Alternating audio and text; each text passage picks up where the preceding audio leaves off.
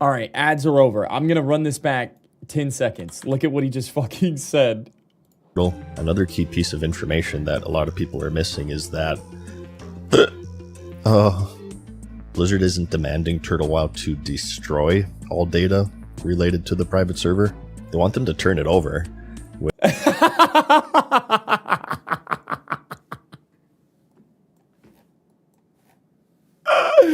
Dude, imagine the Classic Plus storyline from Blizzard. Let the private servers cook. Let Epoch release so that we can steal Epoch's ideas. Let Turtle WoW continue making new patches so we can just use all their development,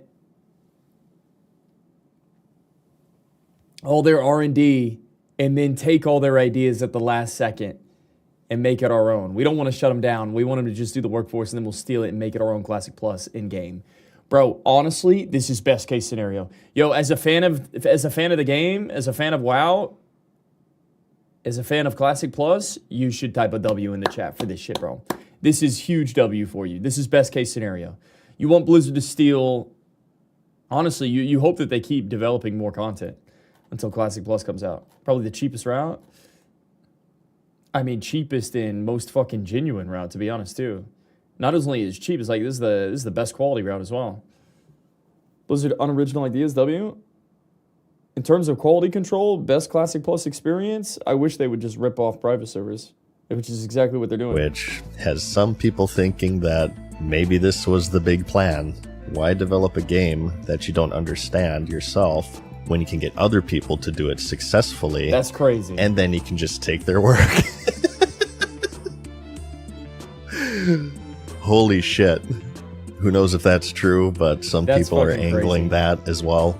But naturally, as you would expect, people are really angry because, you know, regardless of what you think of all of the politics about all of this, the situation is this. People want Classic Plus, so much so that they're willing to go out of their way and find these private servers in order to play it. And not only has Blizzard failed to provide it, they're also now actively trying to shut down people who are.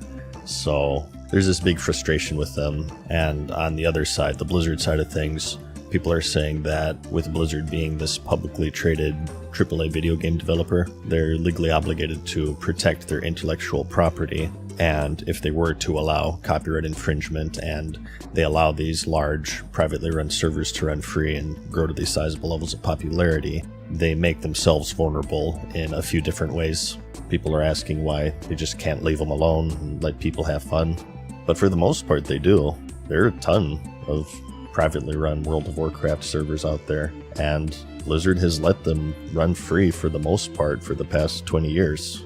That is, unless they grow big enough to be a threat to their intellectual property, either in the sense that they're actively taking a substantial amount of subscribers away, or, as mentioned in the lawsuit, by damaging their reputation by providing, quote, poor experiences, or things like being the victim of security breaches, which has happened to Turtle WoW. In 2024, they had a security breach where players had their email addresses and passwords leaked. So Blizzard is saying that this harms their reputation because people associate World of Warcraft with Blizzard, even if it's not run by them specifically. Although they don't really think that.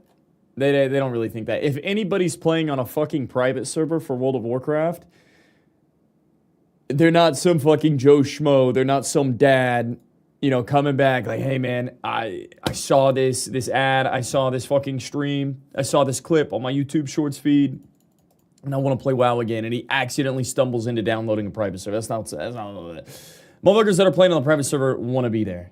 I'm more of the opinion that Turtle WoW more damages Blizzard's reputation by doing their jobs far better than them, but I digress. So all of this, and I'm not a lawyer here, from what I'm to understand, puts Blizzard at risk, which I know a lot of people don't care about, but again, I'm just trying to explain the why here. But regardless of all of that, I definitely understand the frustration. People want Classic Plus, Blizzard isn't providing it, and they're shutting down a server that apparently, from everything I've heard, did it really well. I haven't played it myself, but looking at their trailers and from everything I've heard, it does look really good. But all of that being said, it's a giant clusterfuck. Something important to keep in mind here is that as of yet, it's still unknown if Turtle WoW is actually going to be shut down. The process has simply begun, and apparently they're not complying, so we're kind of in this middle ground situation where everybody's just waiting to see what happens next. Yeah, that's true, as Devin. they start trying to pick off members of the team that they are able to pick off, and to see what happens with this pressure, with this conspiracy that's been brought to the forefront. Now, if you're asking my opinion, so earlier we saw someone comparing it to child abuse, so I would like to increment the counter of unhinged comparisons. Julian Assange. No, don't click off the video, I swear this is high-level IQ stuff. This guy was a gamer. He was slumming it out in some Ecuadorian embassy. He apparently let his cat shit and piss everywhere while he played World of Warcraft in the basement. The president of Ecuador literally gave him a list of chores to keep his room clean and to take care of the cat until eventually he had enough and called him a spoiled brat. Yeah, literally. And he kicked him out of the basement and told him to get a job. A true generational World of Warcraft neckbeard story. So, these situations, I admit, are slightly different. Just slightly.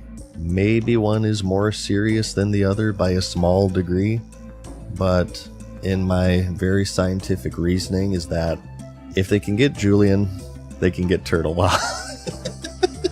We'll see. Maybe I'll be wrong. Who knows?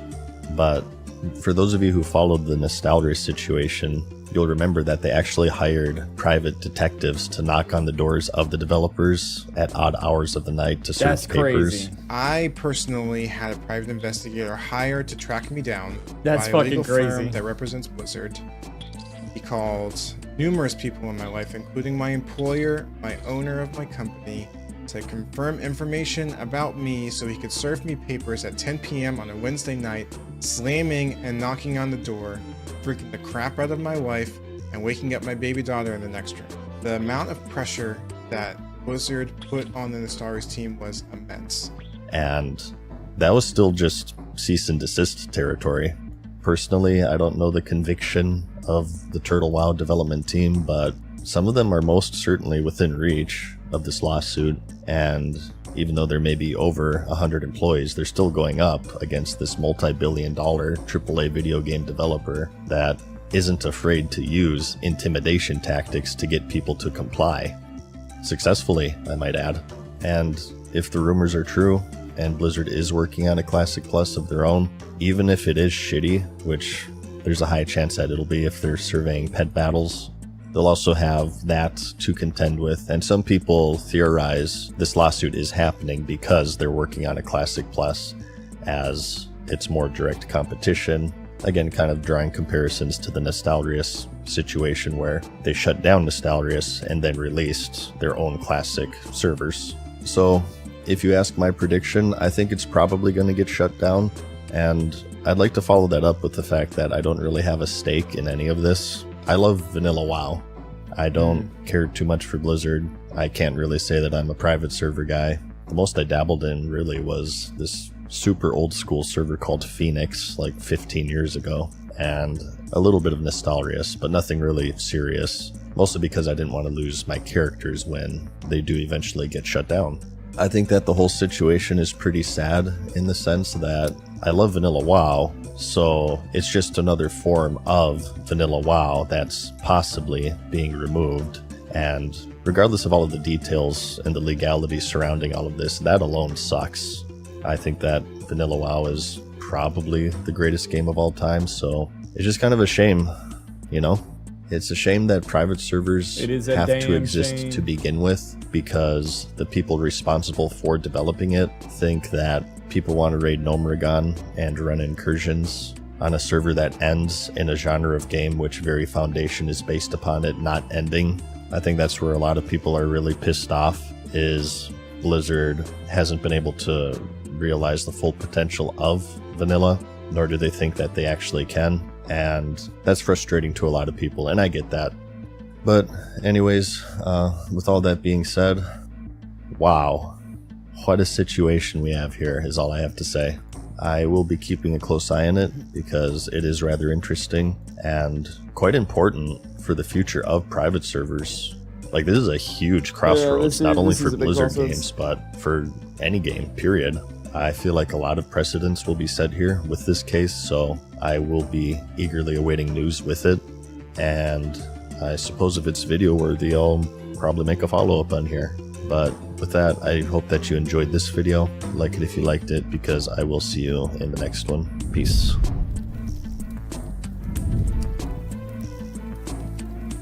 Dude, that was probably one of the best bits I've heard. Like, Blizzard hasn't realized their IP's full potential.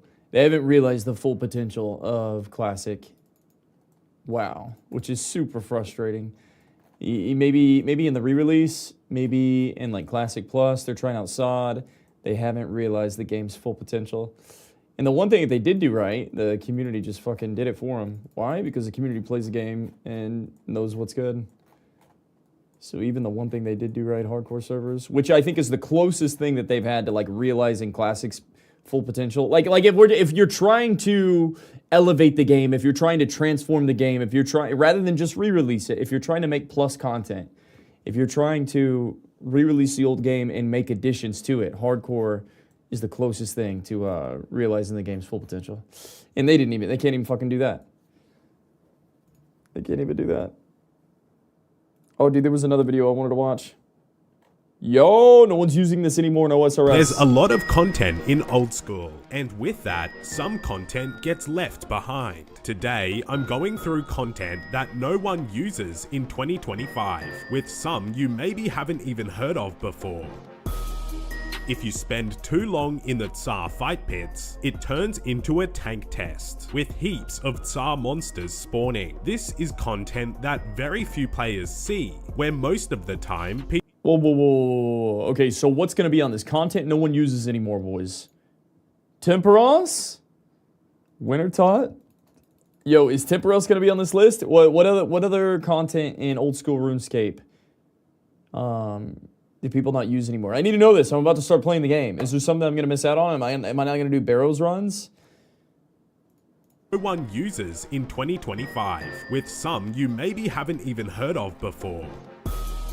If you spend too long in the Tsar fight pits, it turns into a tank test, with heaps of Tsar monsters spawning. This is content that very few players see, where most of the time people just come to the fight pits to quickly complete their diary task. It's supposed to be a PvP minigame, but there's not really much incentive to even go there. Inside, the monsters come out in waves, and after 5.5 minutes, the Tsar monsters begin spawning.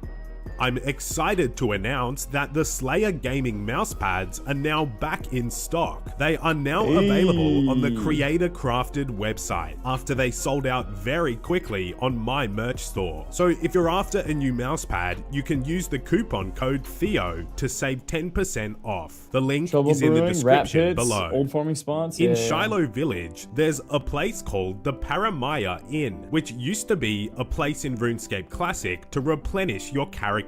This was a mechanic called fatigue, which affects your ability to gain XP, and also affects how long you can do certain methods for. It's obviously pointless in old school now, but it is an interesting piece of history. Perhaps Jagex could turn this area into a skilling place with a bank and a range and a bonfire nearby.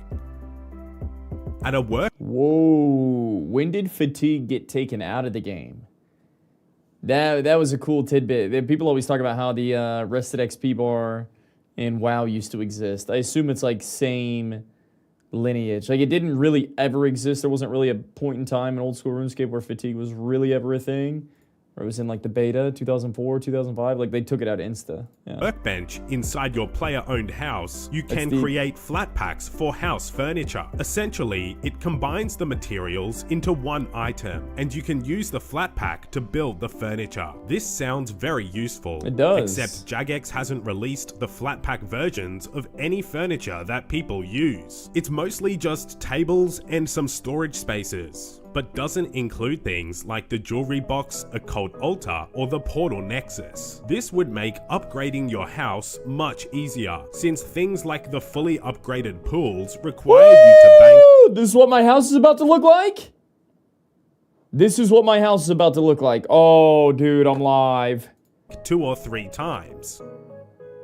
In 2005, Jagex introduced rat pits, a About cat 6 fighting months? ring where they verse rats in a fight to the death. There's no real reason to play this minigame. There's no notable rewards, and there's no experience or rankings. So this makes it a piece of dead content in 2025. Also, the fact that your cat can very easily die in there makes it a place that most players avoid. But the rat pits can increase your cat's growth rate, although it's not worth the risk of losing your cat. Jagex could revive the rat pits by adding some cosmetic style collection log slots, and if they also make it so your cat doesn't die as easily. In Berthorpe, most of us know of the games room, but in recent years, very few players partake in the games. Perhaps due to the lack of rewards, the lack of high scores, or the lack of a game-specific world. I loved this place in RS2, it brings back great memories, but it never reached its potential like it used to in Old School. Maybe Jagex could host official games rooms events in the future, hosted by the Old School RuneScape team. About 1 month before the Old School snapshot in 2007, Jagex introduced Barbarian mixes. These are largely dead content today, just because their effects and boosts are inferior. Mixes essentially combine regular potions with food into one sip, which sounds great, but Barbarian mixes can only be a maximum of 2 doses, and they can only heal up to 6 hit points per dose. There are just better options out there in today's Old School, but perhaps to revive this content, Jagex could make Divine Barbarian mixes, where you don't get damaged anymore for taking a sip. A piece of content that most of us have played, but not for a long time, is Gnome Ball. This was first released at the start of 2003, and was one of the first minigames introduced to RuneScape. It's sort of similar to football mixed with netball, but there's no incentive to play. Whoa, whoa, whoa, whoa, whoa, whoa, whoa, whoa, whoa, whoa, whoa, whoa, whoa, whoa! I like mixes, especially for work trips. I've only seen Jimmy play this. Mixes are huge. You're going to get mats from fishing for it, and it'll double my herb lore XP. Okay, that sounds like content that I'm going to use in Iron Man, no? I'm going to use Mixer to level up herb lore because it's impossible to level up herb lore on a fresh account. Look, I'm only... Oh, you can't see it. I'm only 6... There we go. That's better.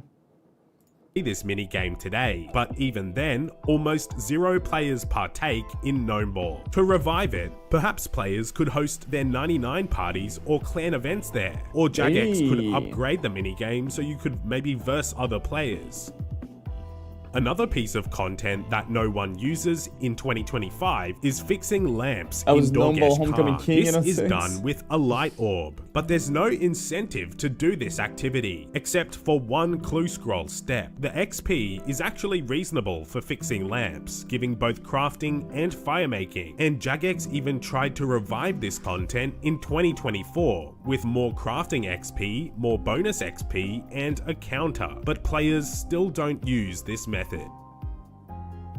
Also in Dorgesh Khan, there's another piece of dead content, which is the Gourmets. These are NPCs that buy overworld food off you in exchange for goblin food. The food is not great, with only a small healing effect, but maybe Jagex could revive this by giving the foods some boosts like stews, but maybe a little lower.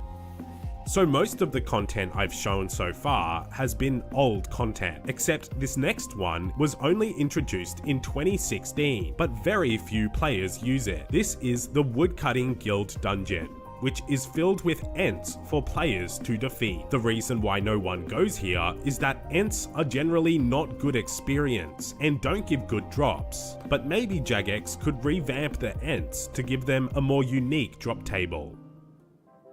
In 2005, Jagex introduced Keldagrim, and with that came the Consortium minigame. This is where you hand in ores and bars to earn rewards, but no one uses it since the rewards are no good. This minigame is a key piece of the game though, where it's heavily involved in the Giant Dwarf quest. As a whole, a lot of this content can be revived by Jagex, but there's a range of content out there that Jagex has actually already revived. That includes includes places like hunter locations, with the introduction of hunter rumors. Training spots like Butterflies, Kayats, and Kebets got revived. There's Trouble Brewing, which was fairly recently revived with updates. There's Castle Wars, with Jagex's introduction of the loot crates. And there's a range of other training methods that have also been revived, like using elemental spells at barrows or at lesser demons. Jagex also recently reworked the Slayer Masters to make the lower level masters more viable.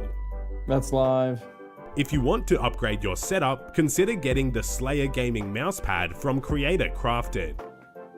If you enjoyed this video, be sure to leave a like. That was good. I wish I feel like I still realize, dude, one of the massive realm merge and where's TBC? Ooh. What's going on, guys? Welcome back.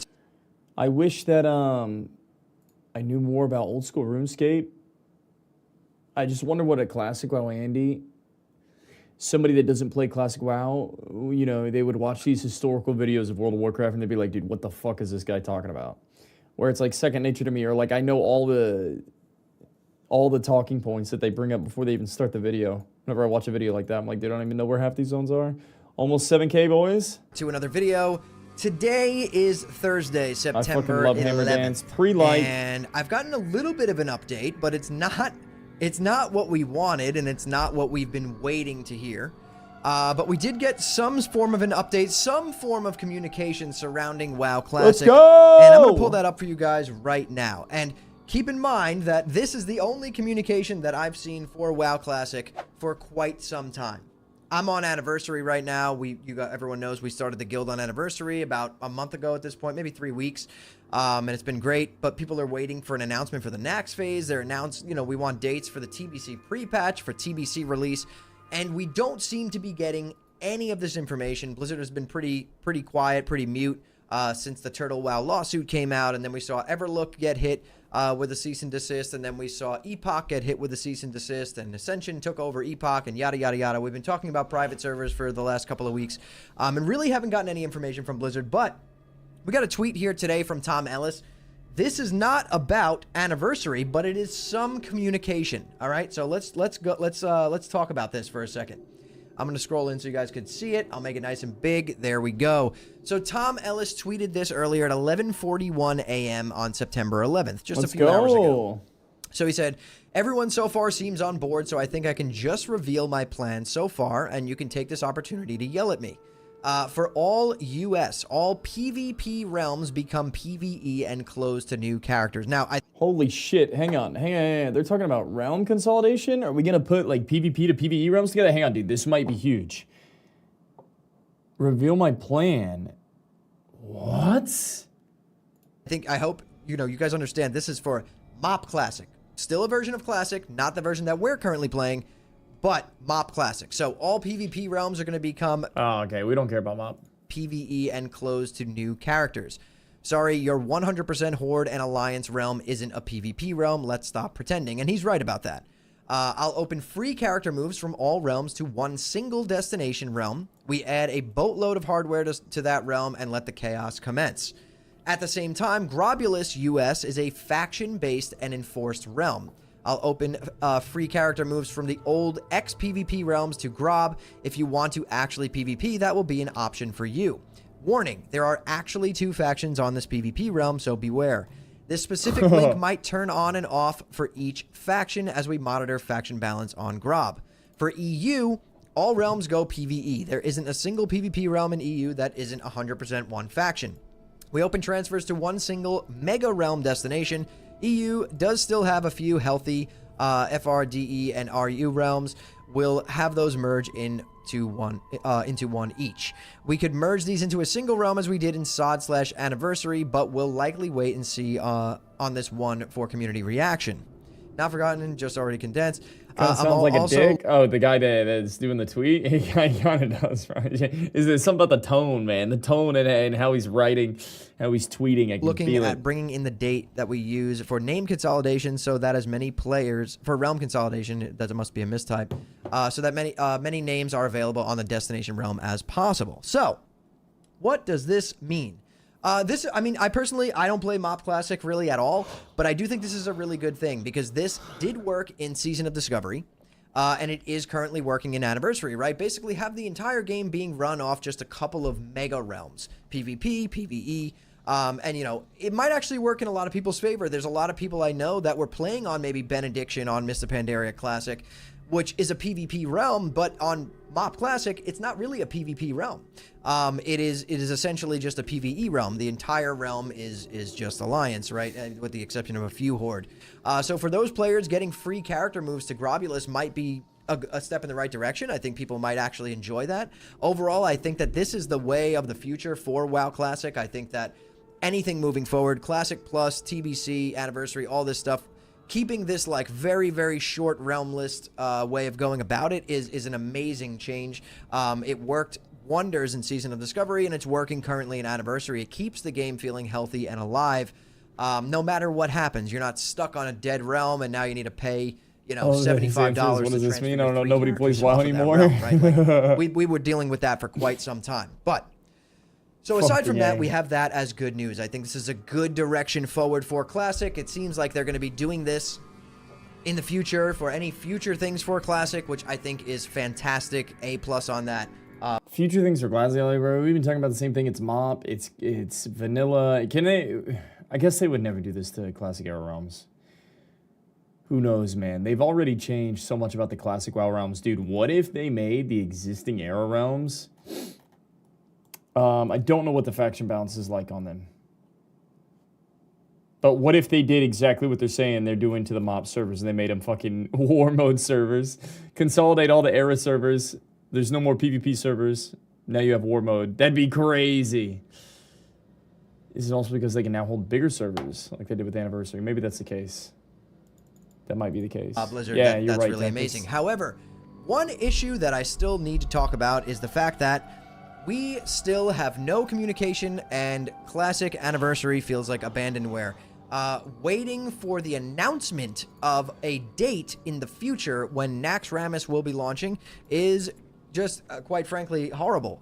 We need some communication, and I think that, you know, going to Twitter to see these things is kind of annoying as well. I feel like I said this in a previous video that we need Blizzard to basically hire one guy whose entire job is to kind of curb the community, right? This one guy comes into the office on Monday morning, makes his coffee, eats his yogurt and his banana, and he's like, all right. He takes a look at every single version of WoW Classic. We have 97 versions of... Dude, real quick. I'm gonna let him keep ranting. You know what makes me laugh? Dude, I fucking love Hammer Dance, by the way. I fuck with Hammer Dance. I like this guy. You know what he's doing right now? He's like the fucking propagandist. Bet this dude doesn't even parse. For era Andes. Nah, dude, fuck parsing, fuck all this. He's literally stirring up the ants right now. Guys, it's bullshit. Blizzard doesn't communicate to us. He's just like squeezing their balls and twisting them, man. And it's fucking hilarious. Like, I don't know if Hammer Dance means these things, man. Or if he's just getting a rise. I feel like he's leaning into it. He's a fucking Classic WoW era Blizz hating ass propagandist, and I fucking love it. I love it. Of WoW Classic currently. So he looks at all 97 versions of WoW Classic, and he says, okay, let's give an update to these guys, and these guys, right? By the end of he's the just day, pissing off Tuesday, all the dads, posts man. all go out, whatever. Maybe he's it's a pissing video, everybody maybe off it's with some all kind this of short rhetoric. form content. Maybe it's just a blue post on the WoW forums, Classic and rates then the best you'll have a content WoW right now? article from there. I do think that this is something, you know, alongside the server changes that you guys have been doing, Blizzard, which have been working great. You know, moving forward with that in every version of Classic that comes out, I think is an amazing idea. Let's start talking about like the communication issues, right? Communication is a massive problem, especially when it comes to WoW Classic. And I think that it is the cause of a lot of frustration and anger within the community, whether it's good or bad. The lack of communication really does suck. I understand the lack of communication for, you know, projects in the making, you know, things that aren't yet announced, stuff like that, obviously. You don't want to drum up hype or whatever, however you want to do it. But, you know, take an Anniversary, for example. This is a re-release of a re-release at this point. We know what's coming. I don't really see a reason why we can't know when, so that people can plan their lives around it and expect it and know, okay, I have this much time to do this. Oh, I have this much time to do this. Whereas, you know, the way it's been done, and this happened a couple of times in Season of Discovery, and I remember Agron commenting on it, saying, you know, sorry for that. But, you know, coming out and being like, all right, in 2 weeks, this is happening. Like, why don't we just know beforehand? Is it because you guys don't know? I'm not sure. And I feel like as a re-release of a re-release of a re-release, this is not something that needs to be kept a secret. Realistically, we should just have dates set in stone already that we... You know, the more he talks about it, the more I actually agree with him. How do you guys feel about this? Do you think it's bullshit that we don't know when Nax is coming out on Anniversary Classic servers? It's kind of bullshit, dude. It's kind of like mad disrespectful. Like, yeah, guys, re-release 2.0. We gave you a roadmap. We give you an idea of when things are going to come out. I think they promised TBC. We know when Nax is coming out, but we're not going to fucking tell you. The big timeline is such bullshit. Yeah, the more he talks about it, the more I'm starting to realize, you know what? He's actually onto something. Why the fuck don't they? Why don't we know whenever Nax is coming out? When we know this stuff is happening, we should know when Nax is launching an Anniversary. We should know when pre-patch is starting, and we should know when the Burning Crusade is launching at this point. And then we really should kind of have a road. Like, do they really make that much more money internally? Like, they got motherfucking Johnson's like, listen, we can't announce release dates until 25 days beforehand, so we get an extra sub out of everybody. Truly, and nobody, cancels their resub. Like, is that really what's going on here? I mean, it kind of sounds like it is. Holy Temp with the tier 3. Damn, son. Dun, dun, dun, dun. My soundboard's broken. Dun, dun, dun, dun. Yo, truly with the tier 3, fam. I'm almost out of here. Look. 95, can you see that? 95. Peep the stats. 99 soon. 99 soon, brother man. Total level 1009, not bad. It was the best of times. It was the worst of times. Yo, truly with the tier 3. Roadmap. For every single phase of the Burning Crusade Anniversary going forward. You know, this, again, it's re-releases of re-releases. Nothing is a secret here. There's not much hype to drum up by keeping it a secret. It's actually just causing frustration, which then, you know, people like myself, content creators, have to get spammed in my comments and on my stream and all this stuff about when is this coming out? When is this coming out? I have no idea. I don't know what to tell you. Blizzard doesn't talk about this version of the game. Yes, it does feel like we're kind of abandoned. Like, these are the answers that I have to give, because I literally have no idea, and you guys aren't giving us anything to work with here. So I would really appreciate just better communication all around on every version of the game. If we're gonna have this many versions of Warcraft, World of Warcraft out, Classic at least, I do feel like communication is very important, and I think everyone can collectively agree on that. It would curb a lot of the frustration that... Honestly, bro, Hammer Dance is getting me fired up. I kind of want to get in there and, like, stir up some shit, man. Part of me, just watching it makes me want to get in there and...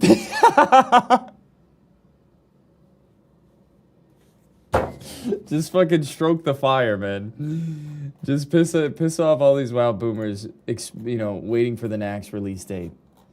Oh, man. It's so fucking funny. It's so funny to me. Ultimately, we have to deal with as content creators for this game that we love, that I'm still playing. And Stroking the fire. I do enjoy it and love it. I just would really like some clarification on why we go through periods of time where it's completely mute. There's no comms. No one knows what's going on, because people get frustrated from that. At the end of the day, you know, everyone's paying their subscription. We're paying for a live service game, and to feel like you're abandoned is never a good feeling. That's all I'm trying to say. So, Blizzard, if you do see this video, please, you know, enlighten us here. Let us know what's going on. Give us, you know, bi-weekly updates on everything that's going on in Classic. You know, it seems like when a version of Classic comes out, you know, there's like this tunnel vision on that specific version and that's it. And all of your other players for the rest of, you know, Classic feel abandoned. And I don't think that that's really fair because everyone is paying that same sub, right? Everyone's paying the exact same sub. And I don't think that it's right to do it that way. I don't, personally. So there's a way that we can overcome this and get better at this, you know, all together, so that we also don't have to deal with this, because it really is kind of a pain to deal with as a content creator. But either way, I just hope that eventually, you know, this stuff can be kind of fixed, because honestly, at this point, trying to answer everyone's questions and things about what's coming out and when and why and this and that, it's like, dude, I don't know, man. I play the game. I like to make content on the game. I like to report the news on the game, but unfortunately there's not really any news on the game because there's no updates on like 80% of the versions of the game, until one version starts to die and then the new one starts ramping up and then we get updates on that one. Whereas I think it's a little bit more fair for every version to be getting updates from time to time, right?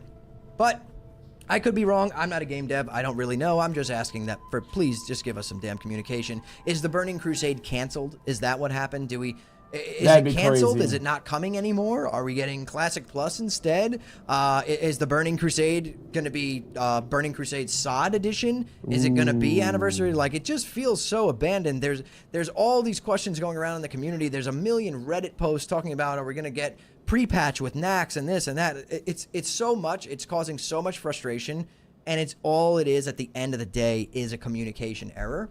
And I really feel like it's so easily avoidable, just having some communication. I'm not knocking on anybody here. I'm just dealing with a very frustrated audience, and I myself am getting a little frustrated by it. As well. I'll do one for you for way, free, co-captain. Don't even worry about it. 3 little birds, something. Low-key happy. Okay, so Sokins is onto something. Low-key happy cause in a downturn, so I can get my life together again before I know life, whatever comes next. Actual facts. I feel like there always is half glass empty, half glass full. If you do feel frustrated with like Classic WoW or the space that it's in, just be happy. Be happy that it's not hype right now. To like just take a break. That's actually the right way to look at it.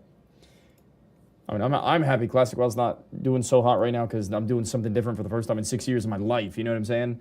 Like, hopefully everybody else is... Like, that's the only silver lining you can find from, like, this topic or the situation or where Classic is right now. Or, I mean, what else are we supposed to say?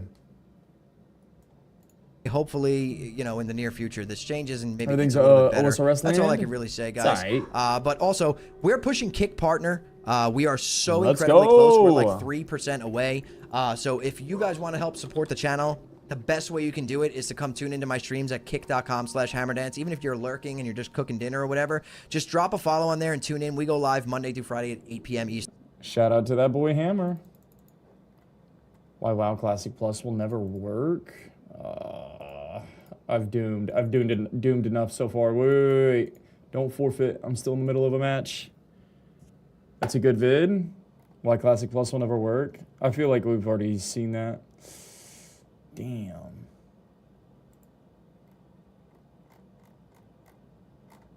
That whole Charlie Kirk thing is fucking crazy too. You don't hate Nintendo enough? You all know I'm not a big Nintendo. Yo, boys, I have seen Charlie's takes on Nintendo recently. Apparently, they're just money hungry, dog shit company. Dude, I did look at Mario Party. It was $60. It might have been more. It might have been like $70, $80. $60 for a Nintendo Switch Mario Party video game. Some of the other games I bought for the Switch were $20, $30, which seemed a little bit more reasonable, but I think it was like $80 for the new fucking Mario Party. Fuck Nintendo, yeah, Nintendo's really cringe. Hashtag free Melee. What did they do to Melee? And you just gave them money? I did, bro. I'm fucking with the Switch heavy. You don't hate Nintendo enough. Enthusiast. Love their games, hate the company. I have not bought a Nintendo product in a long time now, and I don't have any plans on starting anytime. I did. I just bought the Switch and it's badass. The Switch is badass, dude. Soon, I just do not agree with the company's business practices. Full stop. And I am proven time and time again to be on the correct side of history with this personal decision of mine. I cannot stand this company. I'm sure a lot of you are seeing the headlines right now about how Nintendo has successfully filed a patent in the US on summoning a character and letting it fight another.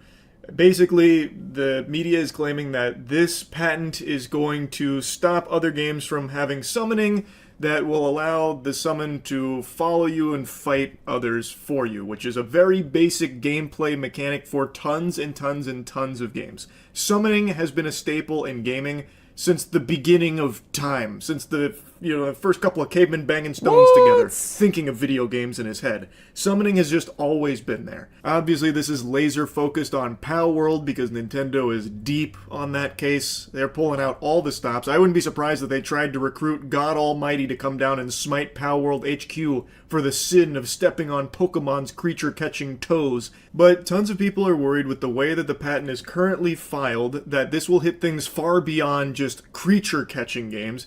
It will hit tons of products that have summoning as a mechanic, which is a very basic gameplay element. So things like Final Fantasy, Shin Megami Tensei, Persona, or even classes in video games that use pets and minions. So like Diablo with Necromancy, World of Warcraft with Hunter, I was gonna where say, you it doesn't summon make any your fucking sense. WoW pet pets to battles? Yeah, go what the attack fuck? the bad guys, that kind of thing.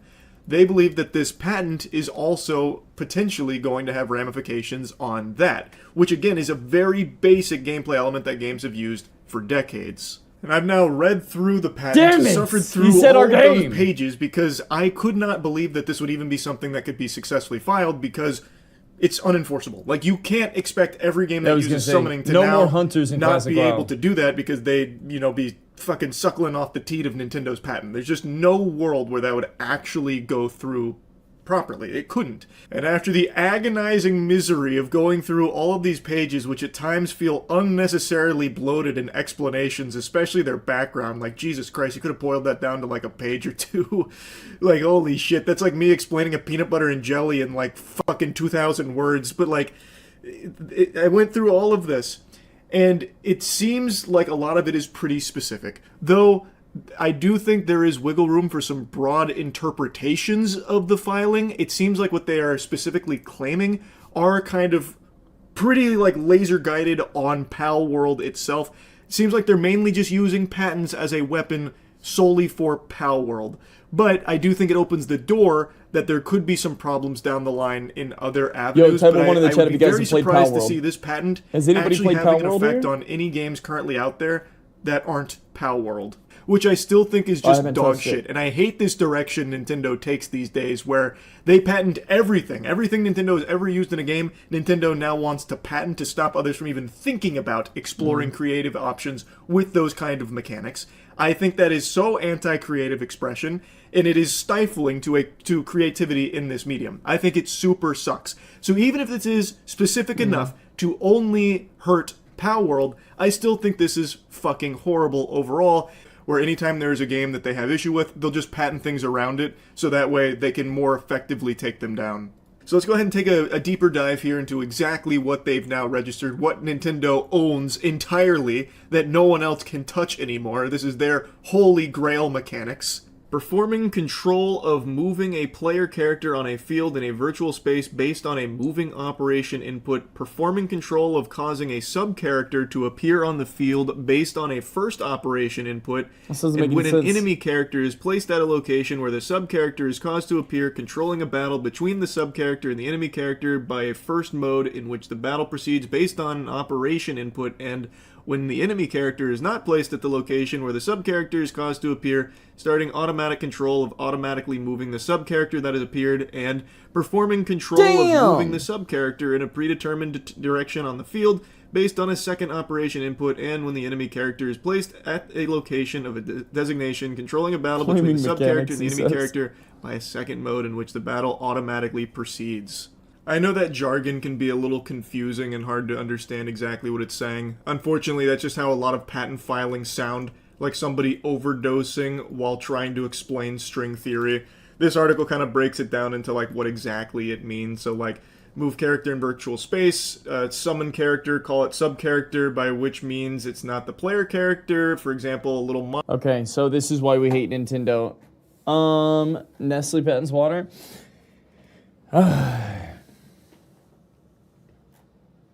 It seems like this lawsuit's only to affect Palworld. I don't know what Palworld's doing. Yo, now that I'm playing OSRS, I'm going to try out some new shit.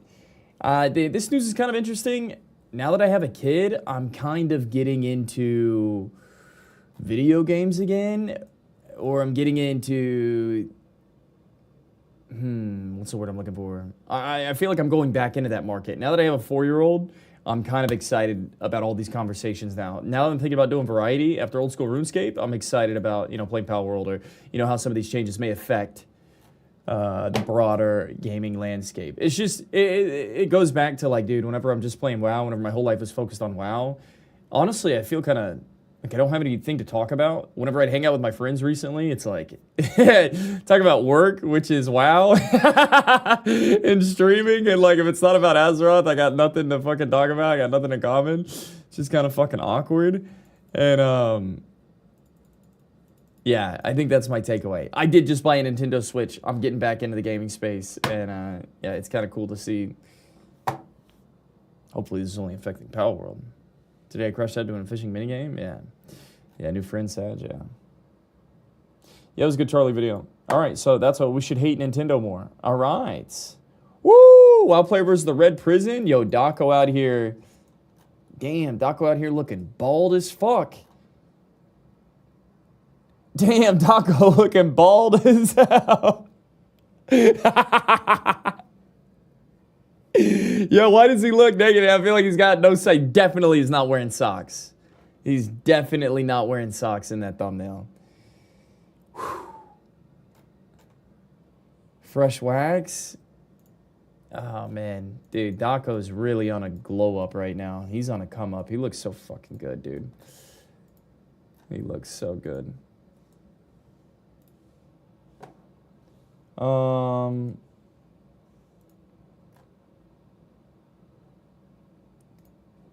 Then what the fuck? I got an Alex video. Thoughts on Charlie Kirk? Shit. That whole thing is crazy. My whole feed is Charlie Kirk. What the fuck? Let's go to gaming. Holy. Your server is dead soon. Oh, Scotty J on that brand new server merge. Different roles. Gloozy Physics Jackets headquarters. We could watch that. Autoblock reacts. Must complete everything. My RuneScape account has been locked here for 1,200 hours, 1 hour long. I could be down for that. Classic Plus will fail unless Blizzard actually does this. Is another react to this video? Should we watch why Classic Plus will fail? That seems like the wrong video to watch. I'm trying to, finish the day. I already know why Classic WoW will fail. Like, we literally fucking talk about that. We talk about that every day on stream. We don't need to watch a video on it. It's a good one. I disagree, but it's good. Josh Isn't Gaming series is good. I watched the entire thing. Ooh.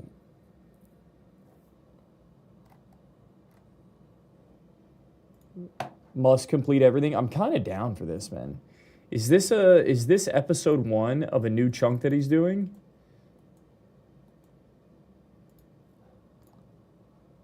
This is Chunk Yanil. I spent 1,000 hours completing every possible task in Yanil. Since then, I've spent another 1,000 exploring the world one chunk at a time. That was until I rolled a death chunk. For months on end, I've been locked here, trying to find any way to complete the near impossible tasks in my path. With the odds stacked against me, escaping this chunk will be the hardest thing I've ever had to do in this game.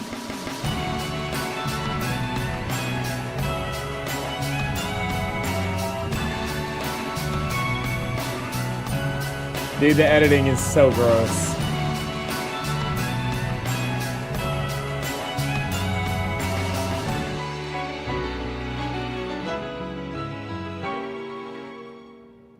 December 1st, 2024. Damn! 9 months ago. That's how much time has passed since the day that changed everything. The day I learned that if I was going to continue my journey across RuneScape, I would need to overcome my biggest challenge ever. The day I unlocked a death chunk. As a one chunk man, Get a lot I of need time complete to everything edit. in a chunk before moving on to the next. And for this chunk, the list of tasks was unforgiving. Monotonous grinds, RNG nightmares, but now, 9 months later, I've checked off every single one of them except for one. The final obstacle between me and the world beyond these darkened borders. All I need to do is obtain one item. One very rare item. The Draconic Visage. To put it into perspective, most players will never see one of these drop throughout their entire RuneScape career. But because it can be dropped by the black dragons in this chunk, even at the abysmal rate of 1 in 10,000, I have to get one before I can leave. And the only way to do that is killing dragons. Lots of them. I have put everything I can into this goal. Last episode, I invested months of stockpiled resources into the grind for the Visage. I burned through millions of gold, all my arrows, even the few runes I had in my bank, and in the end, I walked away with 5,000 kills. But unfortunately, I didn't manage to complete that final task. And so, here I am, back at square one. No Visage, no money, no nothing. It's honestly crazy to think that I burned through nearly 50,000 rune arrows so far, and technically I'm no closer to being done than when I started. That's just how RNG grinds work. But if I'm gonna complete this task, I need to find a way forward. I've been brainstorming some options, trying to think of any stone I may have left unturned. It's been a while since I showed my full chunk map, so let's take a look at it. These are the areas I have to work with. The answer has to be within these chunks. So far, I've mainly been relying on the Range Guild chunk. This is where I buy arrows from the shop, but arrows cost money. I spent over 5 mil on rune arrows last episode, and I don't have a great way to make more, at least not that I've found yet. There's a couple of options in these chunks, but none of them are good enough to make this genuinely sustainable. And the more I think about it, the more it's becoming obvious that that's one of the main issues. I need a way to kill dragons that's safe, quick, and, like I said, sustainable. Everything I've tried so far is some combination of those, but not all three. Rune arrows were safe because I was attacking from ranged and very quick, but they weren't sustainable. Using melee combat would be sustainable and relatively quick, but the dragons would absolutely smoke me in head-to-head combat, so it's definitely not safe. I could buy cheaper ammo like bronze or iron arrows, which would be sustainable and safe, but that would double or triple how long each dragon takes to kill. It's just not fast enough, and we're looking at potentially thousands of kills. Since we're already brainstorming ideas, I did get some comments last episode with suggestions for how to deal with the situation. People suggested using a technique called flinching. Basically, an exploit that lets you get in one melee hit without retaliation. You just attack and then immediately take one step back. But the bad part is that you have to wait until the monster's health bar disappears, which takes a few seconds. This is unfortunately much slower than normal melee combat, but it is entirely safe. I'll give it a shot on this dragon and let you know how it goes. And of course, this stupid bridge is right in my way. Chunky bridge strikes again. While he deals with that, I finally get to say something I've been waiting like 2 years to say. A true rite of passage. This video is sponsored by Raid Shadow Legends. Let's go! Now wait, before you skip, you might actually learn something from this. Now I don't know about you, but I've never up the beginning of that per general consent 6 minutes. Roughly the same. Done. Thanks to Raid. Now back to the video. Okay, it is done, and yeah, that only took like 6 minutes. Roughly the same speed 6 as killing minutes them with for a bronze 1 in 10,000 arrows drop rate? and about 1,000,000 times more effort. This definitely fails on the quick axis, and it's only barely safe because I honestly kind of suck at this.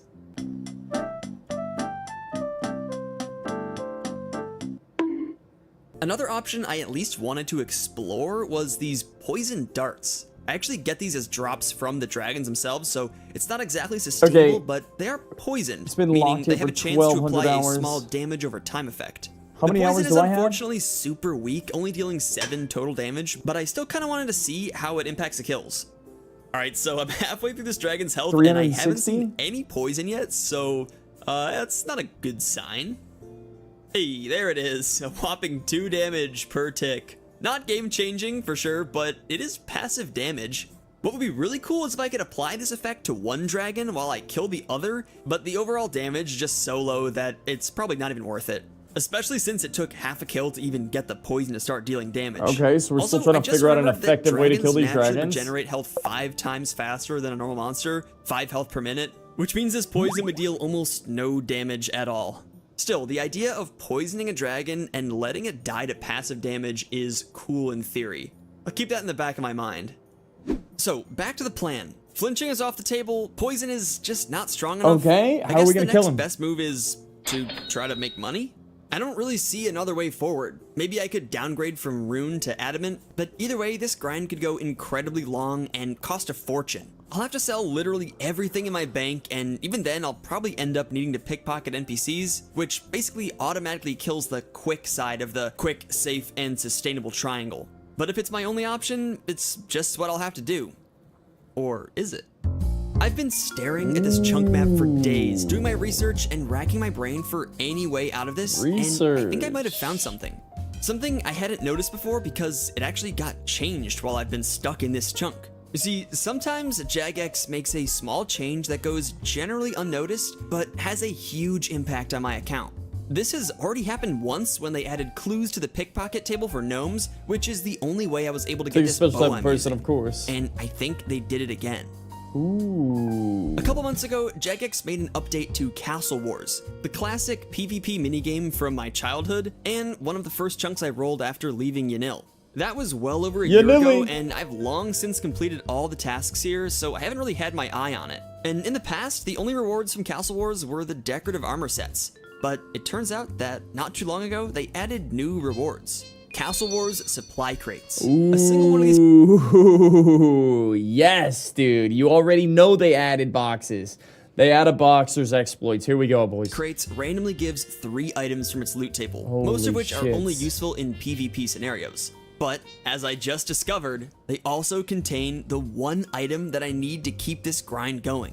Rune arrows. The only problem is, they might be incredibly slow to get. Castle Wars games take 20 minutes each, and you only get 2 to 4 crates per game. Then again, with the amount of arrows you can potentially open in each crate, this might still be my best option. I've never opened one of these, so I honestly have no idea, but there's only one way to find out. Let's test it. To get supply crates, I have to play on the worlds designated specifically for Castle Wars. Apparently, they changed it so that playing on these worlds gives you something called plaudits, which I don't even know if that's a real word, but I guess it's like a different currency than the usual Castle Wars tickets, and plaudits can be exchanged for the supply crates that have the arrows. I don't think plaudits are based on participation or kills or anything like that, so I'm not sure if I'll actually have to play the game and contribute actively or if I can just chill, but we're just gonna hop in here and see what the vibe is. Okay, we're here.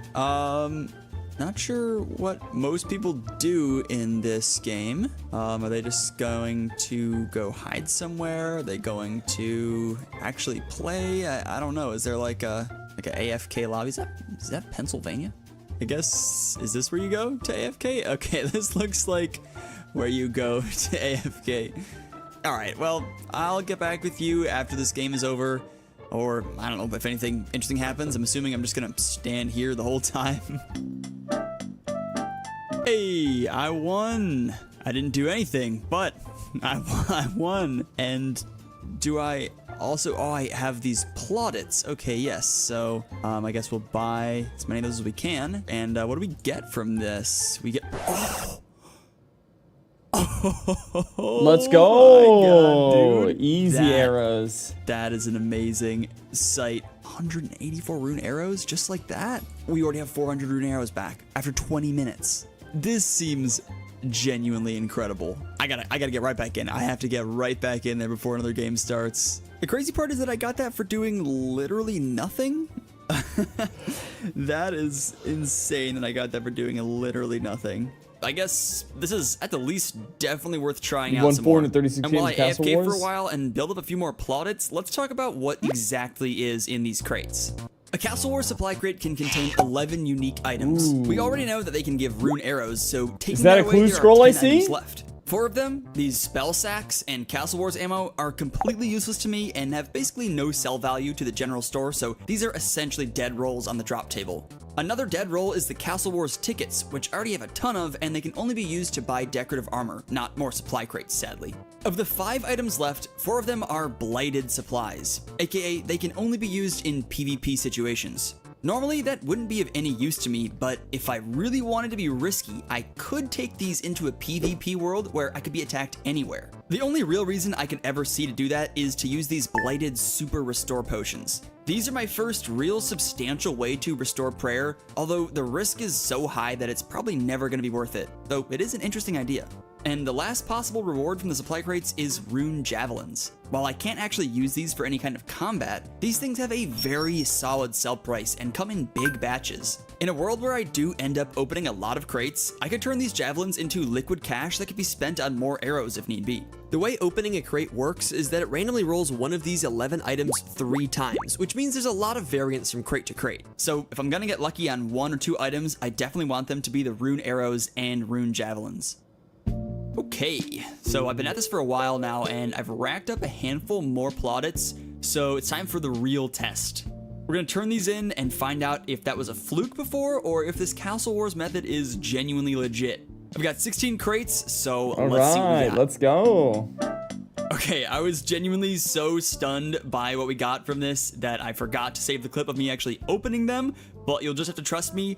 This is what we got, nearly 1,000 rune arrows. And that was for just about 2 hours of AFKing. When you really think about it, this might actually be just as fast as buying arrows from the shop, even if I did have the money. Between the time I have to spend killing chickens for feathers and world hopping to buy the arrow tips and then fletching them, no joke, this might actually be faster. So yeah, I think it's fair to say that this is officially the method I've been looking for. It's completely sustainable, it's gonna give us those rune arrows for quick kills, and of course, safe. It hits all the marks, and as an added bonus, it's basically completely AFK. That means more time for editing, and honestly, I'm just glad to not have to spend all day world hopping.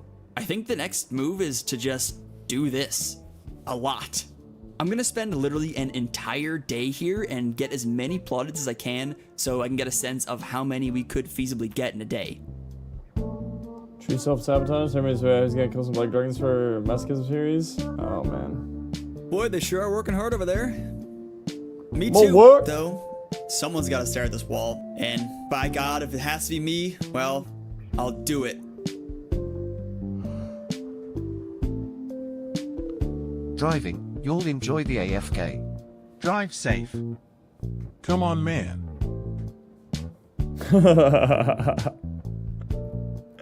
This is what Castle Wars is all about, isn't it?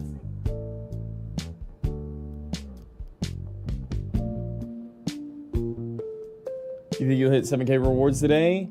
So I've spent pretty much all day playing Castle 68? Wars, and I've ended up with 79 I need 7K, plaudits, maybe. between 79 Castle Maybe. Wars crates.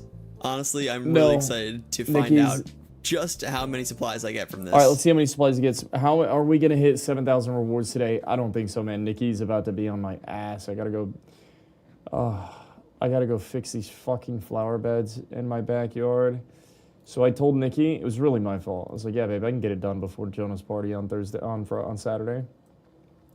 So we spent like fucking $400 on metal edging. Dude, I spent way too much money this month. Anyways, long story short, I overcommitted and I got these big ass holes in the backyard in the flower beds. And I gotta go do some bullshit right now, today, at some point. But the sooner I get that done, the sooner I can go to sleep, which means the sooner I can wake up, which means the sooner I can get to 7,000 rewards, the sooner we can get to 8,000 rewards, the sooner we can get to 99 fishing, the sooner we can start playing the game. I ain't fucking leaving. I ain't fucking leaving.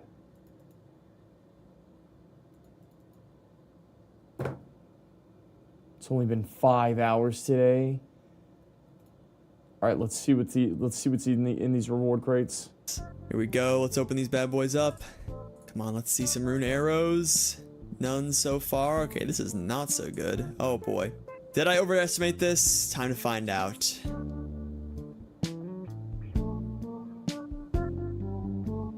The final total of arrows after doing this non-stop for like 9 or 10 hours today, 4,325 rune arrows. Actually, I just did the math, and that's pretty much right on target for what I should expect from that many plaudits. Though, in terms of time, that's maybe a little... Long story short, I overcommitted. I did. I overcommitted in fucking RuneScape. I overcommit in real life. GG, man. Oh. On the slow side, I do think I was on the losing team like 80% of the games for some reason, so maybe just a bit unlucky there.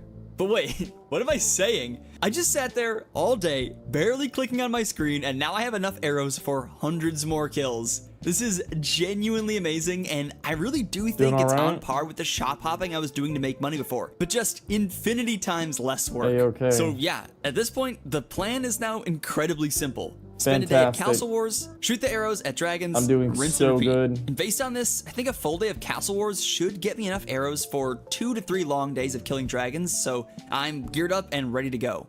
However, before we just dive in, I've come across some interesting information that kind of changes the scope of this whole dragon grind. Let's talk about some fun probability facts. Last episode, I left off disappointed that I killed 5,000 dragons, halfway to the 1 in 10,000 drop rate, and didn't get a visage. But since then, I've learned some things that made me feel actually a little less bad. You see, 5,000 is half of 10,000, but it's not exactly the halfway point. Let me explain. It's easier to think of it like this. If a million Joshes were all grinding for the Draconic Visage, one might get it at exactly 10,000 kills, and another might get it by 5,000, and another at 2,000, one at 4,392, 12,023, and so on. All of these Joshes would create a distribution of data points where each got their first Draconic Visage. We only need one after all. Now for the interesting part. If we take that Josh data and graph it on a chart that looks like this, we can see an interesting pattern form. This is a cumulative distribution graph. At the bottom we have the number of kills, and on the left we have what percentage of those million Joshes have already gotten at least one visage by then. For example, by 500 kills, 4.87% of Joshes have gotten their visage. At 3,000 kills, 25.91% got it. And at 5,000 kills, my current kill count, only 39.35% would be done with the grind. Okay, so now we know I'd be done in 40% of these hypothetical scenarios. So what? Well, that leads to another interesting question. What does it mean to be lucky? For me, it's as simple as a coin toss. 50-50 odds. If a million people each flipped a coin hoping for heads, half of them would get it and half wouldn't on average. Yes, You'd probably that's say not real. that I the agree. ones who got heads were lucky and the ones who got tails were unlucky.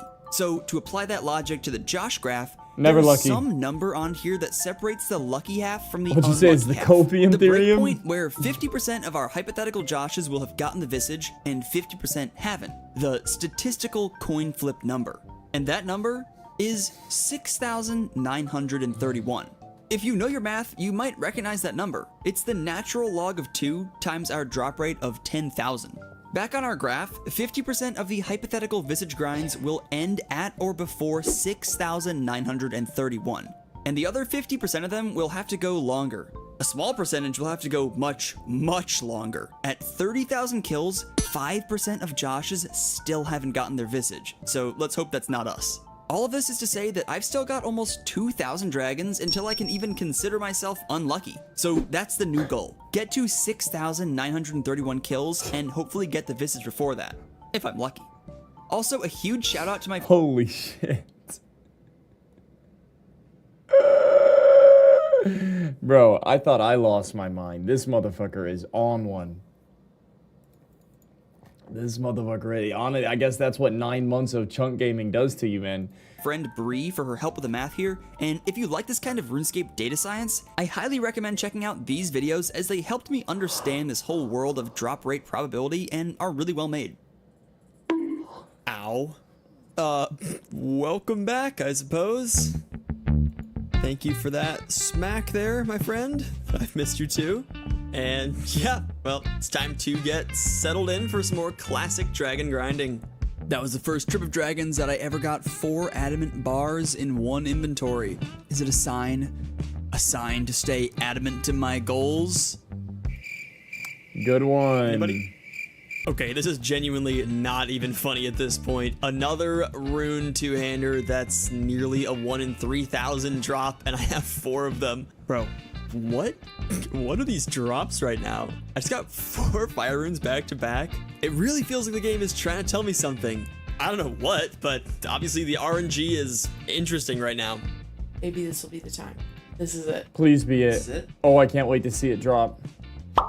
I don't think that was it. It's definitely not going to be this time. Yeah, definitely not. Reverse psychology, nice. Like you said, not this time. Good call, good call. I gotta say, it feels so good to not have to be quite as precious with my rune arrows since they're not as finite of a resource as they were before. I don't have to chase down every single random one-off arrow that lands somewhere weird. Not the milestone I was hoping for, but one that I will take anyway. 52 crafting. I've been dropping all my XP lamps on crafting as a sort of future-proofing method, just in case I run into some awkward crafting grinds down the line. Never did I think that I would be seeing 92 hit points here at these dragons. Or did I think that? Maybe I did think that.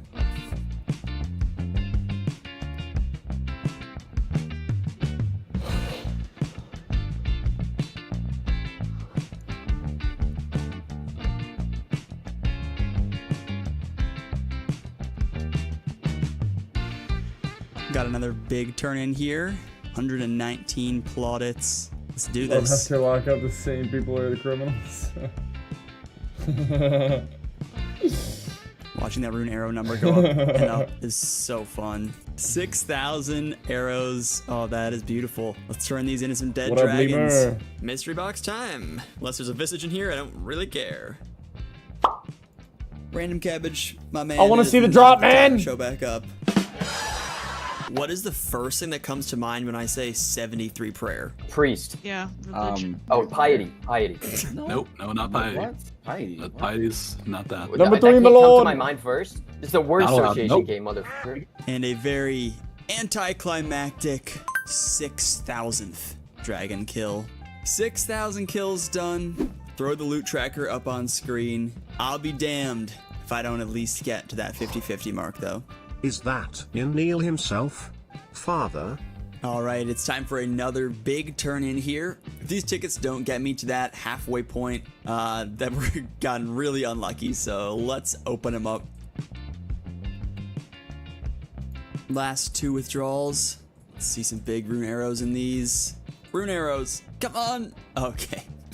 130 plaudits, that took a couple days of AFKing, and got 7,500 arrows to kill some dragons with. That's got to be enough to get to that halfway point. And there is kill number 6,500. Still no visage, but we are crawling towards that breakpoint. Also, I got a rune bar off the rare drop table. Woohoo! More rare drop table, although I am honestly more excited to see 67 nature runes than many other things. Like that. Rune battle axe. Do not care about that at all. I guess it's free money, but just give me the visage, man. Come on, visage. Well, that's an inconvenient time to disconnect, certainly. That's probably a dead chunk man right there. Yep. Rip.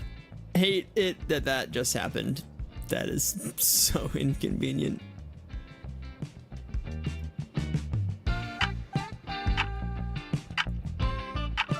About that time, eh? About that time, eh?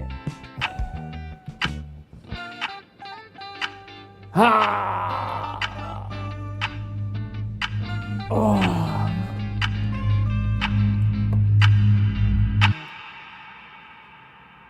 Well, my friends, we have reached the moment that I have been grinding towards for the past few weeks. You didn't get it? The 50-50 breakpoint is upon us. Yes. I currently have 6,930 kills, meaning that this is the last run of the dragon. Please, that I will dude, make just show while me I'm the still drop. amongst the lucky 50% of those infinite theoretical I have to Joshes. see it drop. This last kill right here, kill number 6,931, decides the metaphorical coin flip. Lucky or unlucky, it all comes down to this one dragon.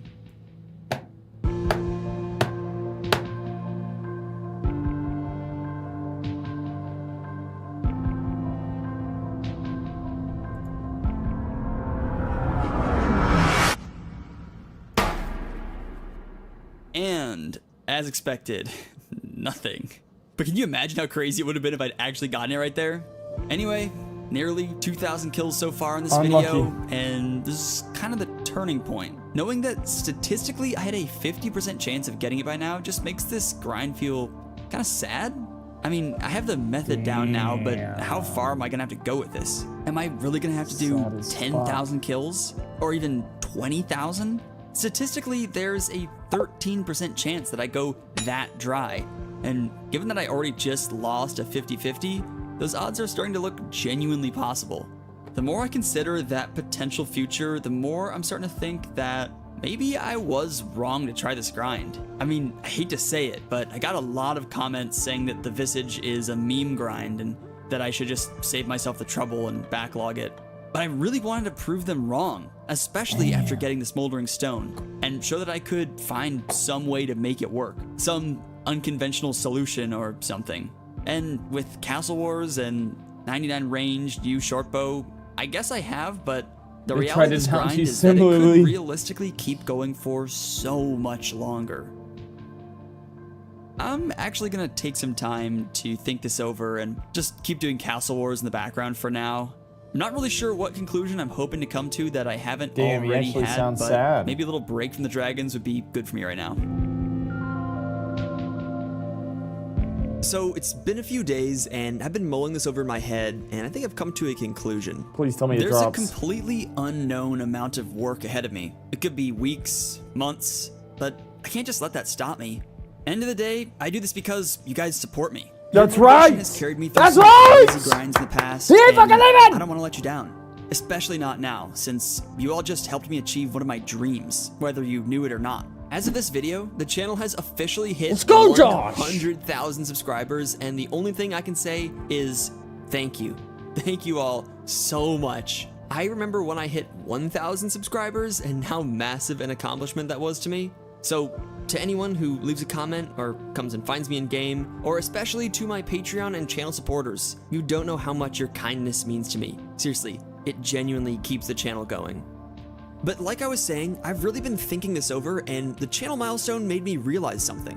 I've actually been in almost this exact situation before. The whole fishing trawler saga. That was another death chunk scenario that I was actually able to find my way out of by brainstorming with people from my community. Yo, Together we discovered go. a pretty incredible workaround to my issue and crushed the grind in record time. Moment of truth. Is our theory correct? Oh, it worked, you guys. It worked. Oh gosh. How many? How many? Almost 5,000 XP. Holy shit. And there's been something lingering in the back of my mind that gives me just an inkling of that same feeling. So before I really face a decision of whether to keep going like this, I think I have one last avenue to explore. Remember this?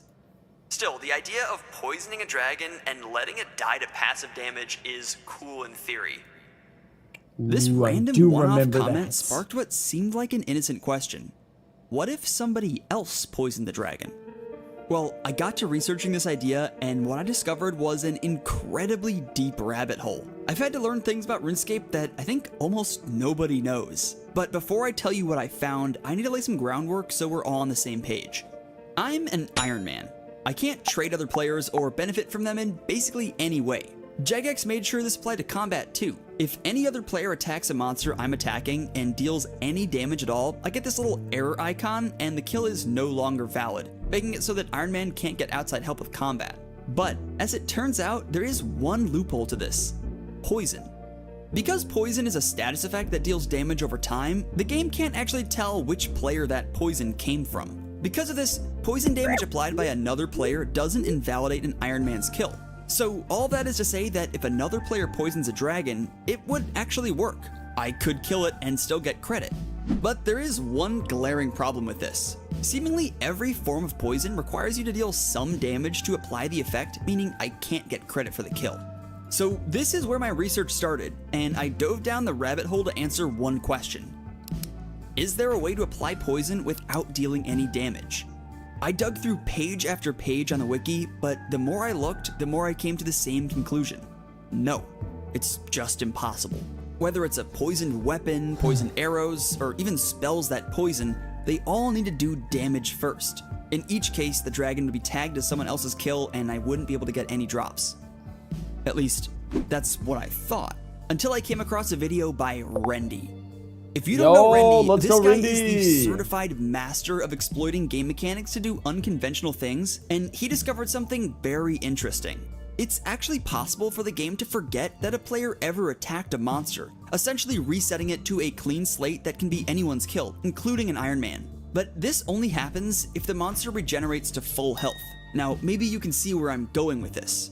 If you were to hit a very low amount of damage, say 1 damage, and poison the monster with that hit, and then have it regenerate to full health, you'd in theory be able to set up the dream scenario. A monster that's poisoned, taking passive damage that isn't boys, attached I'ma to keep any watching player, this. and the game has I forgotten gotta who go AFK. I originally poisoned attacked it, myself so this it's morning. essentially up for Fucking grabs. cheese. Anyone can Give kill me it some of and that get the drop. cheese, Danny. Once I realized that the poison idea was possible, at least theoretically on paper, I knew I had to try it. There are still a dying lot over of here. details to fill in, but thankfully, I have just the people for the job.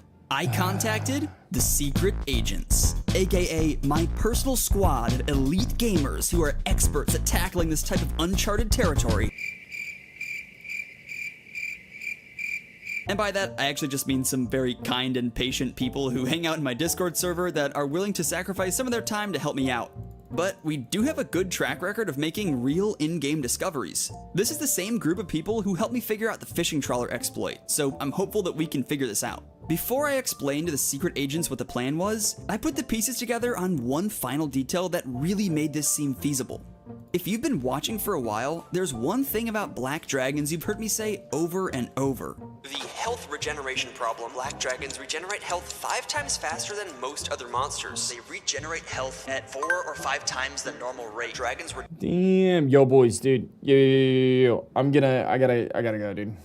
I'm dying over here. I'm dying. I'm about to blow up the bathroom. That's my bad. That's T-Mite. Yo, thanks for being here. I'm gonna just end it here. I fucking had to AFK like 5 times today. Tempera is, it's not gonna break me, boys. Break their bones. Yo, thanks for being here. Thanks for watching me. GG's. I'm gonna link it if you want to finish it. Yo, appreciate you guys. I'll be back.